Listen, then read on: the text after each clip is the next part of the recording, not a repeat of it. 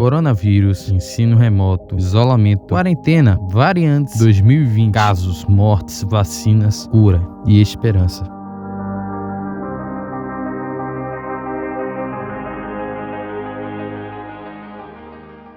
Wuhan, China, onde tudo começou.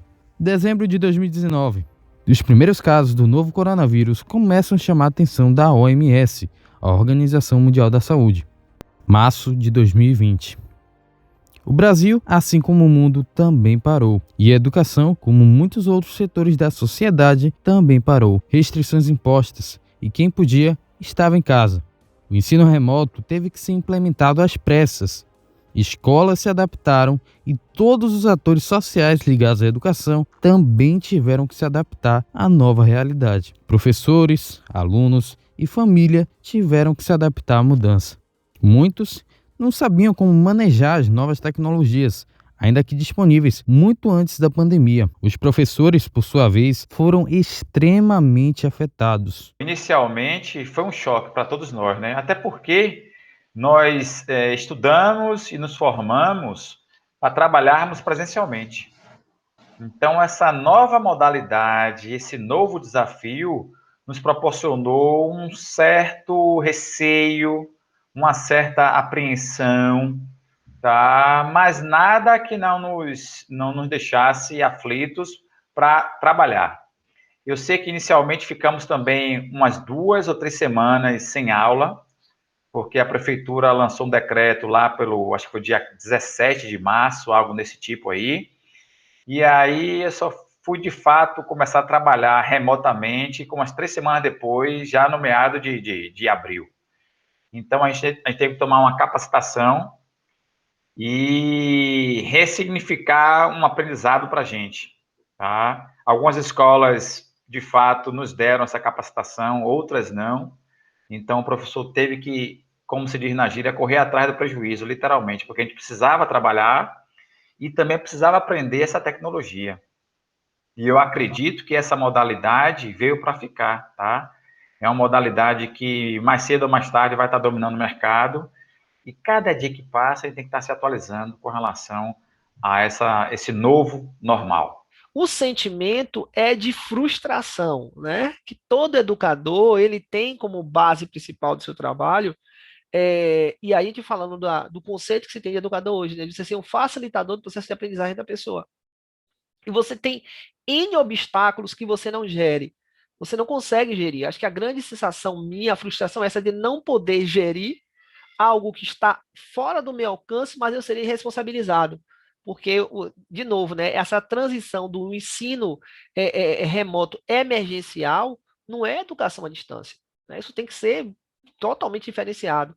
O ensino remoto emergencial é literalmente uma migração do formato da aula presencial, a carga horária, 50 minutos, primeira, segunda, terceira, quarta aula, para quem está do outro lado. Só que quando fizeram essa transição, não levaram em consideração todos esses vetores que geram ansiedade, tanto no professor do lado de cá, como do aluno que está do lado de lá. Mesmo após um ano de pandemia, o cenário esperado em 2020 para o atual momento que vivemos era que já teríamos superado o vírus mortal.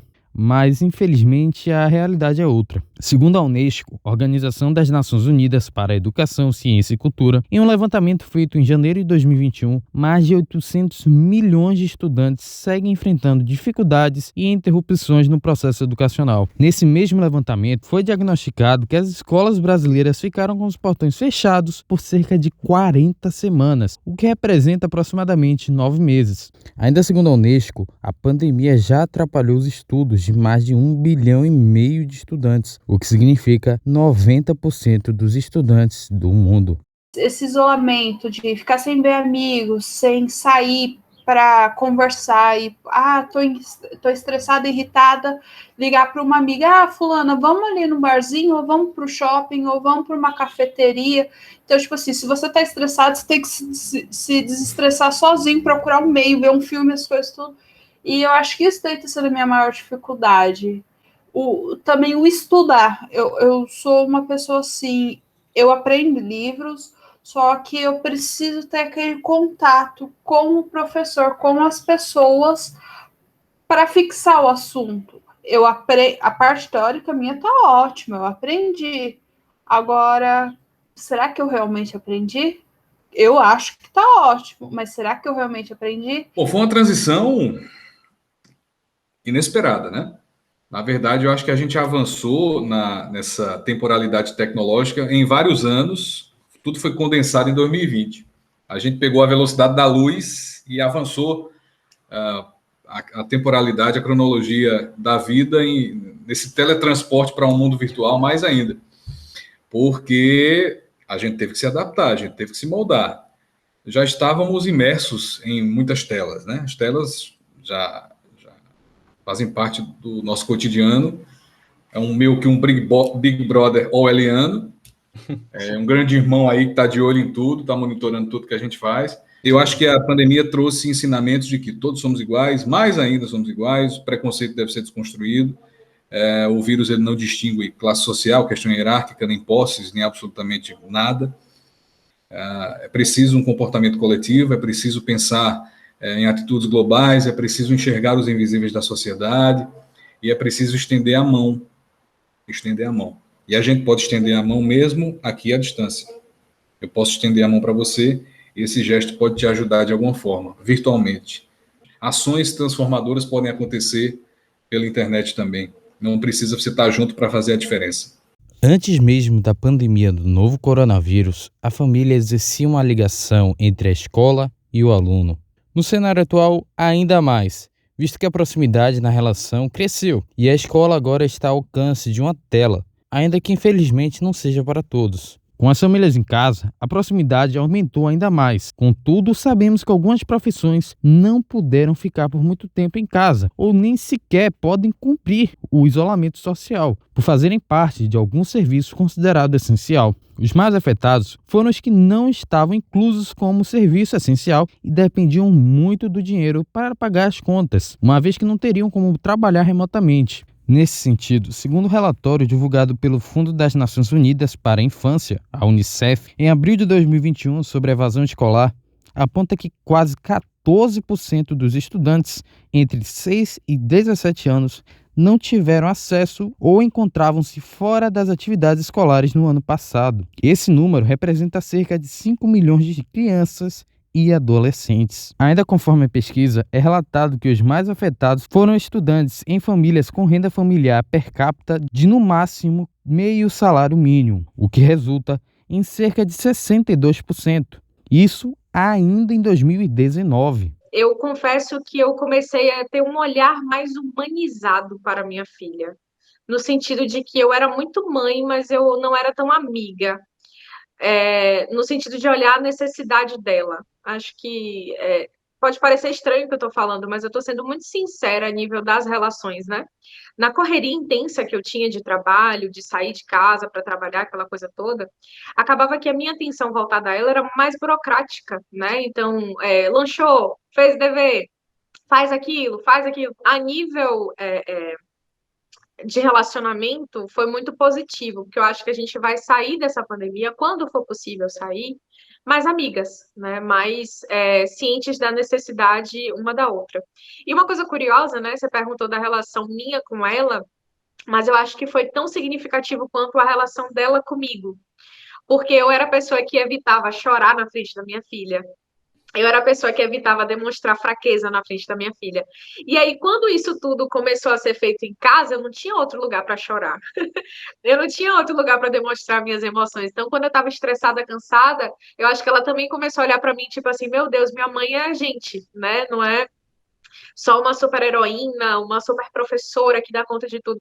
Mas minha mãe também é gente, minha mãe também chora, também sofre, também está angustiada. Então, eu acho que foi muito positivo no sentido humanitário da relação mesmo, porque a gente começou a passar mais tempo dedicando atenção à necessidade emocional da outra, sabe?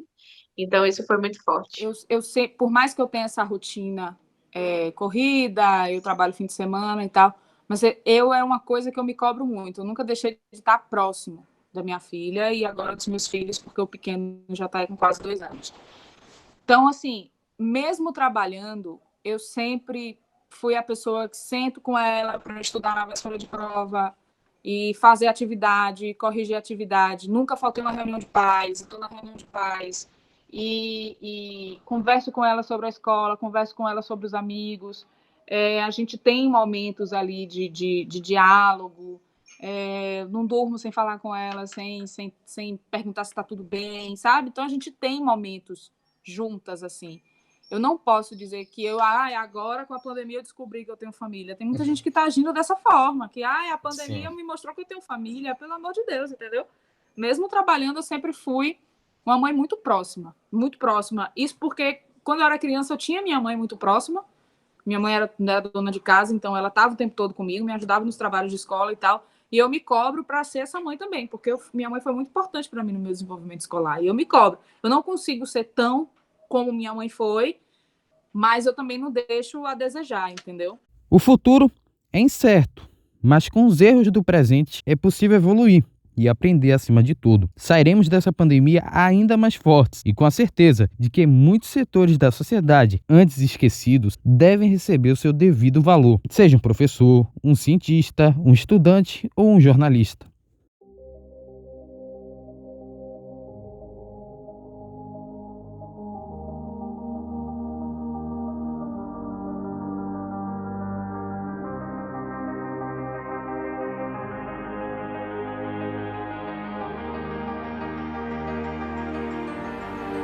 Com respeito a todas as vítimas da Covid-19.